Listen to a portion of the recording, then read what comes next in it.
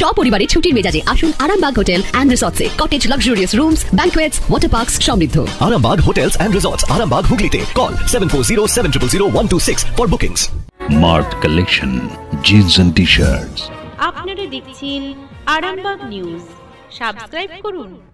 কিছু না, আমাদের আগামী দিনে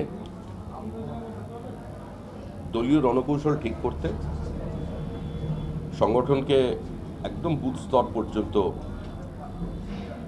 ঠিকঠাক রাখতে এবং প্রত্যেক মানুষের বাড়িতে পৌঁছে যাবার যে আমাদের প্রোগ্রাম আছে 1 মাস ধরে, সেগুলো নিয়েই একটা সাংগঠনিক পর্যালোচনা।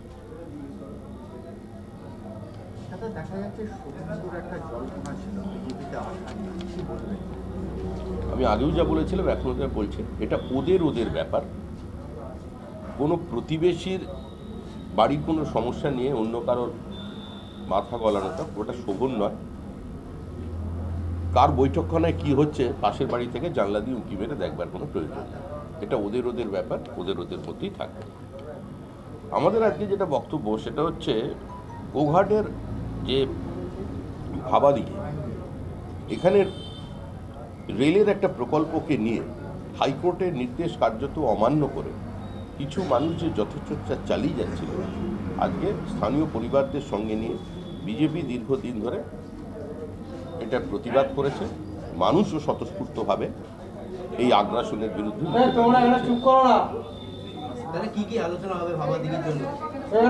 ভাবাদিঘির জন্য আমরা রেলওয়ে মন্ত্রককে জানিয়েছি প্রতিনিধি দলের পক্ষ থেকে, এবং সেটা সেখানকার মানুষকে আরও সচেতন করতে, মানুষকে সংঘবদ্ধ করার জন্য এগিয়ে আসতে হবে। হাইকোর্টের একটা দীর্ঘদিনের ভার্ডিক্ট আছে যে স্ট্যাগনেন্ট ওয়াটারের উপর দিয়ে কোনো আরবি তৈরি হবে না, তো সেটাকে একটুখানি ঘুরিয়ে করতে হবে। তো সেই ক্ষেত্রে বিষয়টা যাতে শান্তিপূর্ণভাবে মিটে যায় এবং একই সঙ্গে উন্নয়নের কাজ, মানে রেলওয়ে সম্প্রসারণের কাজও যাতে ঠিকঠাক হয়, সেটাকে দেখে দল দায়িত্ব নেবে।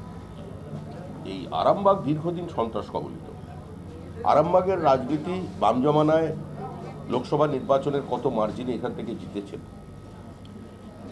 সেটা মানুষের জানা। আর আরামবাগে বিজেপি কোনো পুরনো নতুন রাজনৈতিক শক্তি নয়। অতীতেও গোঘাটে 90-এর দশকে আমাদের কর্মী খুন হয়েছে, ব্যাপক সন্ত্রাস চলেছে। এই যে বলগাহীন সন্ত্রাস সিপিআইএম চালিয়েছিল এবং যেটাকে অনিলবাবুর নির্বাচনের মার্জিনকে সারা বাংলা জুড়ে তৃণমূল কংগ্রেস দেখাতো যে এটাই হচ্ছে সিপিআইএমের নির্বাচনের মডেল। আজকে সেই অনিলবাবু আজকে বা তার দল আজকে এই মুহূর্তে ক্ষমতায় নেই, কিন্তু যেভাবে তৃণমূল কংগ্রেস সিপিআইএমকে পশ্চিমবঙ্গ থেকে সরিয়ে গণতন্ত্রের পুনঃপ্রতিষ্ঠার নামে আরামবাগ মডেল কায়েম না হবে এই কথা বলে তারা যে সেই সন্ত্রাসের মাত্রা আরও এখানে বাড়িয়ে দিয়েছিলেন, এটা নিয়ে আমরা দীর্ঘদিন মানুষের কাছে বলেছেন। এবং এই সন্ত্রাসকে রুখে দিয়ে সুস্থ স্বাভাবিক গণতান্ত্রিক পরিবেশ আরামবাগের এই সাংগঠনিক জেলা, এই লোকসভার মানুষকে, এই মহকুমার মানুষকে উপহার দেওয়াটাই বিজেপির লক্ষ্য এবং তার হিসেবে কাজ করছে। মাননীয় মুখ্যমন্ত্রী ঘোষণা করেছিলেন যে কামারপুকুর, জয়রামবাটি, খানাকুলে, রাজা রামমোহনের বাড়ি, তারকেশ্বর, এই সমস্ত নিয়ে একটি ইন্টারন্যাশনাল ট্যুরিস্ট স্পট তৈরি। এবং রাজ্য সরকারের এই ঘোষণার পরে, মুখ্যমন্ত্রী ঘোষণার পরে পঞ্চায়েত সমিতির মধ্যে দিয়ে সেখানে কি কাজ হয়েছে বা কত টাকা সেখানে খরচা হয়েছে এবং সেই টাকা কোথায় হয়ে চলে গেল, এটা কিন্তু একটা সাধারণ মানুষের এই নিয়ে একটা স্বাভাবিক ক্ষোভ আছে।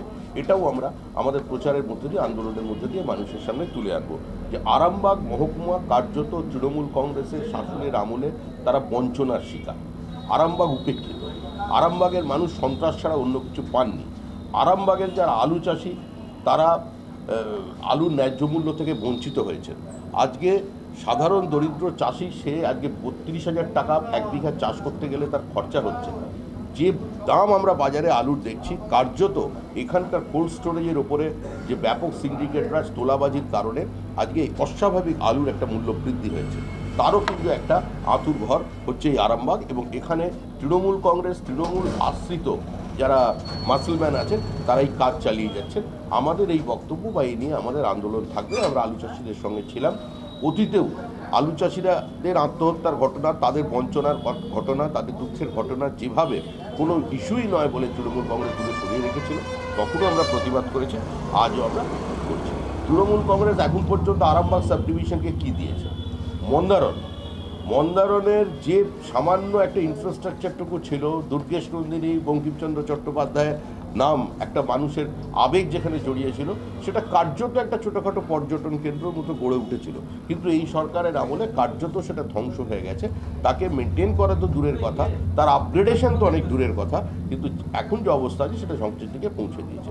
সার্বিকভাবে একটা প্রাচীন জনপদ যেখানে আছে, যে আরামবাগ অহিংস এবং সহিংস আন্দোলনের একটা সমান্তরাল রূপ একসঙ্গে দেখেছিল, যে আরামবাগের মাটি কার্যত ব্রিটিশ বিরোধিতার জন্য প্রসিদ্ধ ছিল, যে আরামবাগের সাব ডিভিশন বাংলার নবজাগরণের সূচনার পথিকৃৎ হয়েছিল, আজকে সেই আরামবাগ, যারা বাংলা এবং বাঙালির সংস্কৃতির কথা বলেন, আরামবাগের দিকে তাকালে, রাজা রামমোহন রায়ের বাড়ির দিকে তাকালে, আপনার গোটা হুগলি জেলার দিকে তাকালে বোঝা যায় যে আদপেই আমাদের ঐতিহ্য, আমাদের সংস্কৃতি, আমাদের কৃষ্টি এবং আমাদের এই প্রাচীন জনপদের যে জীবন চর্চা ছিল, সেগুলো নিয়ে এই সরকার কিছু করেনি। কার্যত এই সরকারটা একটা খেলাবেলা উৎসবের সরকার। এই সরকার মেলা করেছে, এই সরকার মেলার কোনো অভাব রাখেনি বাংলার মানুষের সামনে, কিন্তু তার মধ্যে দিয়ে এখানের আমাদের জীবনের যে উত্তরণ কোথায় ঘটেছে সেটা আপনারা দেখতে পাচ্ছেন।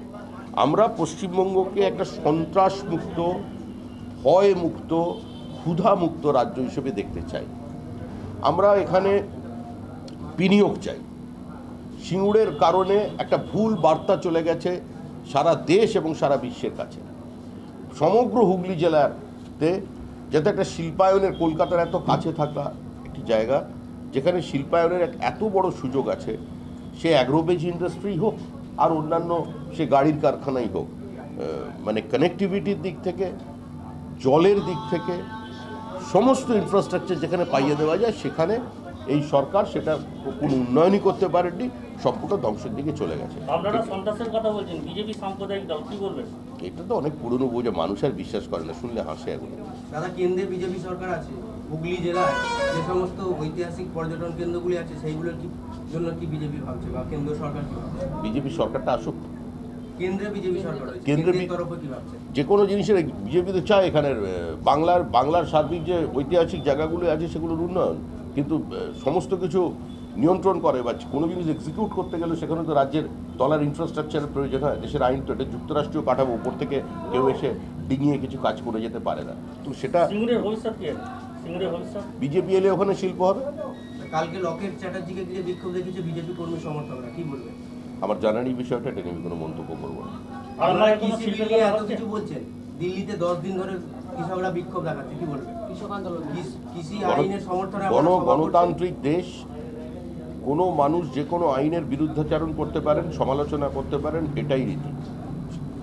আমার মনে হয় যারা এই আন্দোলন করছেন, এটা তো বলার ইখতিয়ার আমার নেই, আমারও কেন্দ্রীয় বিজেপি আছে, যারা এই আন্দোলন করছেন অচিরেই তাদের ভুল ভাঙবে। তারা বুঝতে পারবেন যে এই প্রথম ভারতবর্ষে একটা বিল এসেছে যেখানে কৃষকদের আত্মমর্যাদা প্রতিষ্ঠা হয়েছে, স্বাধীনতা প্রতিষ্ঠা হয়েছে। একটা শিল্পের কোনো জিনিস তৈরি করলে, এই যে আমার সামনে এই যে ক্যামেরাটা ধরে আছে, এর দাম কি হবে সেটার মালিক নির্ধারণ করবেন, তারা নির্ধারণ করবেন। কৃষকের জমিতে কৃষক ফসল ফলাবেন, তার দাম কি হবে সেটা কৃষক নির্ধারণ করবেন। কোন বাজারে কি দামে সে ফসল বিক্রি করবে সেটা সে নির্ধারণ করবে। সরাসরি বাজারের সঙ্গে কৃষকের সংযুক্তিকরণের মধ্যে দিয়ে এই প্রথম কৃষককে অর্থনৈতিক স্বাধীনতা দেওয়া হয়েছে। তাদের সামাজিক স্বাধীনতা, অর্থনৈতিক স্বাধীনতা, আত্মনির্ভরতা।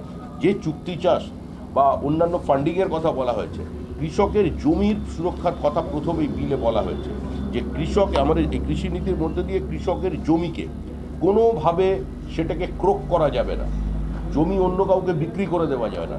কৃষকের জমির সম্পূর্ণ অধিকার রক্ষা করে তার ফসলের জন্য সে কারোর সঙ্গে চুক্তি করতে পারে। মাঝ রাস্তায় মনে হতে পারে এই চুক্তি লাভজনক নয়, সে সেই চুক্তি ভেঙে বেরিয়ে আসতে পারে, তার জন্য কৃষককে কাঠগড়ায় তোলা যাবে না। এই আত্মমর্যাদা, স্বাধীনতা এবং অর্থনৈতিক সুরক্ষার দিকে এই বিল নজর দিয়েছে। আমার মনে হয় যারা এই আন্দোলন করছেন, অতীতেও দেখা গেছে দিল্লিগামী বিভিন্ন আন্দোলন হয়, পরবর্তীকালে এ ধরনের আন্দোলন আমি বিশ্বাস করি এটা শেষ হয়ে যাবে। আপনি বললেন যে ভাবাদিঘি নিয়ে যে জট কাটিয়েছে, কিন্তু তৃণমূলের অভিযোগ যে এটা বিজেপি ষড়যন্ত্রের উপরে আটকে রেখেছে, কি বলবেন? ভাবাদিঘি রেল প্রকল্প বিজেপি এবং সিপিএম ষড়যন্ত্র করে আটকে রেখেছে, কি বলবেন? সমস্ত কিছুর মধ্যেও তো তৃণমূল ষড়যন্ত্র দেখে, কোনোদিন সূর্যোদয়ের মধ্যেও ষড়যন্ত্র দেখবে। ভাবাদিঘির ওখানে বিক্ষোভটা কাদের? রাজনৈতিক দল কি করে? রাজনৈতিক দল নতুন করে ইস্যু ক্রিয়েট করতে পারে না। মানুষের যে ছোট ছোট কথা ব্যথা আছে, স্থানীয় মানুষের যে পরিসর আছে, তারা যখন স্বতঃস্ফূর্তভাবে কোনো জিনিসের বিক্ষোভ দেখায়, বিরোধী রাজনৈতিক দল সেখানে গিয়ে দাঁড়িয়ে যায়। এটাই সিঙ্গুরের যে আন্দোলন শুরু হয়েছিল মমতা বন্দ্যোপাধ্যায় শুরু করেন। সিঙ্গুরের আন্দোলন ছিল স্বতঃস্ফূর্ত ওখানকার স্থানীয় চাষিদের আন্দোলন। পরবর্তীকালে সেই আন্দোলনের মধ্যে বিজেপি ঢুকেছে, মমতা বন্দ্যোপাধ্যায় ঢুকেছেন। মমতা বন্দ্যোপাধ্যায় সেই সময় তার রাজনৈতিক উচ্চতা সেই জায়গায় ছিল, তিনি আন্দোলনকে একটা জায়গায় নিয়ে গেছেন। কিন্তু বিক্ষোভটা ছিল প্রথম স্বতঃস্ফূর্ত। নন্দীগ্রামের বিক্ষোভ ছিল স্বতঃস্ফূর্ত বিক্ষোভ, স্থানীয় বিক্ষোভ। আজকে আন্দোলনে সেটা রূপ নেয়। কিভাবে সমস্যা সুরাহা হবে? কোনটা? বাবাদের সমস্যা সুরাহা হবে। আমি তো বললাম, আমরা রেল মন্ত্রককে আগেও জানিয়েছি, আমরা কথাবার্তা বলছি, স্থানীয় মানুষের সঙ্গে কথাবার্তা বলছি, আমরা আশাবাদী। এলাকার মানুষের দাবিকে মান্যতা দেওয়া কি রেল করা সম্ভব? এটা তো প্রথম বোঝা দরকার, কিন্তু প্রকৃতি এবং উন্নয়ন এই দুটোর মধ্যে একটা সামঞ্জস্য বজায় রাখতে হয়। আইন মানুষের জন্যই তৈরি হয়েছে, তো যে আইন রেলের আছে সেই আইন মেনে রেলকেও কাজ করতে হবে। এটা কি দ্বিতীয় সিঙ্গুর হবে? এটা কি দ্বিতীয় সিঙ্গুর হতে পারে? আমরা সিঙ্গুর নন্দীগ্রাম, এটা একটা ডিফারেন্ট কয়েনেজ, এটা নিয়ে আমরা। আরামবাগ কৃষি প্রধান, এখানে কি শিল্প করার ভাবনা আছে? আরামবাগ তো কৃষি প্রধান, এখানে কি শিল্প করার আপনার ক্ষমতা এলে কি করবেন? যে জায়গায় শিল্পের প্রয়োজন আছে সেখানে শিল্প হবে। শিল্প ছাড়া তো, শিল্প আর কৃষির সামঞ্জস্য না থাকলে তো কোনো সমাজ বা কোনো রাজ্য, কোনো দেশ এগোতে পারে না, সেটা থাকবে। দাদা, সামনেই বিধানসভা নির্বাচন, এতদিন পর্যন্ত সেই অর্থে আপনাকে কোনো রাজনৈতিক কর্মসূচিতে দেখা যাচ্ছিল না। ভোট আসতেই কি আপনার সামনের সারিতে নেতৃত্বে আসছে? আমার তো এটা জানা নেই ভাই, এটা তো দল বলতে পারবে। দল যেখানে পাঠাবে আমি সেখানে যাব। সাংগঠনিক দল তো, দল যদি বলে কালকে পোস্টার মারতে সেখানে যাবো, এখানে পার্টি সেখানে। আরামবাগ বিধানসভা ইলেকশনে কি ইস্যু আনছেন সামনে? আরামবাগে নির্বাচনটা আসুক, ঠিক সময় ইস্যু চলে আসবে। সাবস্ক্রাইব করুন। বিবাহে বাধা, দাম্পত্য কলহ, ব্যবসা বাধা, চাকরির সমস্যা, বিদ্যায় বাধা, প্রেমে ব্যর্থ, সাংসারিক অশান্তি, মাঙ্গলিক দোষ, কালসর্প দোষ সহ যে কোনো সমস্যার সহজ ও গ্যারান্টি সহ সমাধান পেতে আসুন শ্রী অজয় শাস্ত্রীর কাছে। প্রতি ইংরেজি মাসের প্রথম ও তৃতীয় শনিবার লাইট হাউস আরামবাগ, প্রতি রবিবার রবীন্দ্রপল্লী আনন্দমার্গ স্কুলের সন্নিকট আরামবাগ, প্রতি ইংরেজি মাসের প্রথম ও তৃতীয় বৃহস্পতিবার অভিষেক লজ কতুলপুর। এছাড়াও বসছেন বিষ্ণুপুর, শিয়াখালা, কলকাতা, বর্ধমান, দুর্গাপুর ও শিলিগুড়ি। অগ্রিম নাম নথিভুক্ত করতে ফোন করুন 9933854984। বিশ্বাস আর আধুনিকতার মেলবন্ধন ঝর্ণা জুয়েলার্স, কামারপুকুর, নতুন চুটি, Hooghly. X-ray, USG, CT scan, প্যাথোলজির নির্ভরযোগ্য প্রতিষ্ঠান Teresa scan centre, link road, Arambagh.